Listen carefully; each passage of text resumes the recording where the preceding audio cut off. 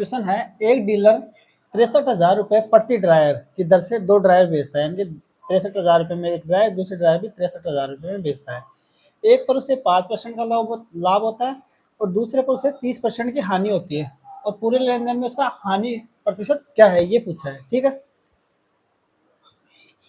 यानी कि अपन मान लेते हैं पहले ड्रायर की सेलिंग प्राइस SP1 है। ठीक, वो कितने दे रखी है, 63,000 रुपये, 63,000 रुपये। ठीक है, और इधर दूसरा ड्रायर ले लेते हैं, SP2 बोल देते हैं उसकी सेलिंग प्राइस को, और वो भी क्या है, 63,000 रुपये है। ठीक है, 63,000 रुपये है। अब बोल रहा है कि एक पर उसे 5% का लाभ होता है। 5% का लाभ होता है मतलब कॉस्ट प्राइस अगर अपन 100 माने तो सेलिंग प्राइस क्या होगी, सेलिंग प्राइस क्या होनी चाहिए, सेलिंग प्राइस 105 होनी चाहिए।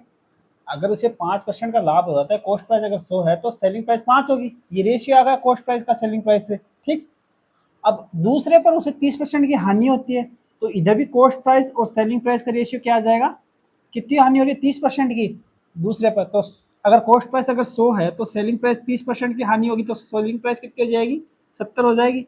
ये रेशियो आ गया। ठीक है, अब अपने को पता है सेलिंग प्राइस अपने को 63,000 रुपये दे रखी है, तो ये सेलिंग प्राइस है, ये भी 63,000 रुपये होनी चाहिए। ये क्या होनी चाहिए, 63,000 रुपये होनी चाहिए। ठीक, और इससे अपन, और ये दोनों रेशियो हैं तो इससे अपन कॉस्ट प्राइस निकाल सकते हैं। तो अगर ये 63,000 रुपये है, यही 105 ही, तो कितना गुना है इसका, ये है इसका 6 हाँ 6 गुना, 6,000 गुना है इसका, 600 गुना है, मतलब ये 6 से गुना कर 6 × 5 = 30, 630 आ जाएगा। इसको 6 से गुना कर दें 630 आएगा, बाकी 2 जीरो ऐसे लगा दे, यानी कि 105 63,000 का 600 गुना है। तो ये दोनों रेशियो में है, कॉस्ट प्राइस और सेलिंग प्राइस रेशियो में है, तो ये भी 600 गुना आ जाएगी। कॉस्ट प्राइस निकाल सकते हैं आराम से अपने, इसको 600 से गुना करेंगे तो कितना आ जाएगा, 60,000, यानी कि कॉस्ट प्राइस कितनी थी, 60,000 थी। इससे जो ड्रायर SP1 है 63,000 रुपये में बेचा था, उसकी कॉस्ट प्राइस कितनी आ गई, ये तो आ गई इसकी कॉस्ट प्राइस, और ये इसकी सेलिंग प्राइस है किसकी, SP1 की, और ये CP1। पहले की कॉस्ट प्राइस आ गई 60,000 और सेलिंग प्राइस 63,000 दे रखी।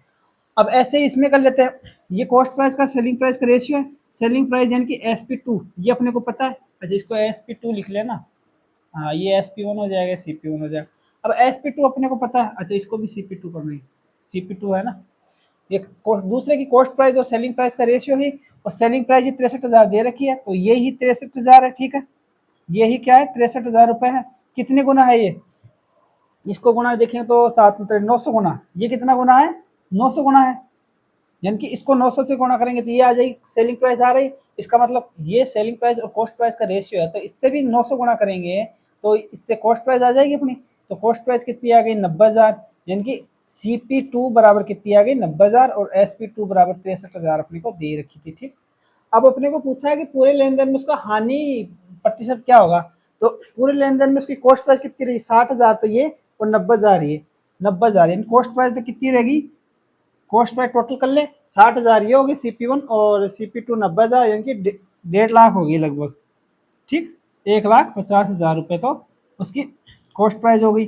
अब सेलिंग प्राइस और देख लेते हैं, सेलिंग प्राइस क्या है, सेलिंग प्राइस SP1 और SP2 63,000 डबल करेंगे तो 1,20,000 प्लस 6,000, 1,26,000 हो जाएंगे। सेलिंग प्राइस टोटल कितनी हुई, 1,26,000 हो गई। अब अपने को क्या करना है, लॉस का प्रतिशत निकालना है। प्रतिशत के लिए अपने को ओरिजिनल वैल्यू की जरूरत नहीं, इनका रेशियो ले लेते हैं। रेशियो के लिए 3 बिंदु से ये 3 बिंदु कैंसिल हो जाएंगे, और इसको 6 से भाग करेंगे तो 6×3 = 12, 6 से भाग 6×2 = 12, 6×5 = 10, ये तो आ गए 25, और ये कितना आ जाएगा रेशियो में, 6×2 = 12, 6 × 21 आ गया, यानी कि कॉस्ट प्राइस 25 है और सेलिंग प्राइस कितनी है, 21 यूनिट है। ठीक, तो कितने का लॉस हुआ, लॉस परसेंट अपन निकाल सकते हैं।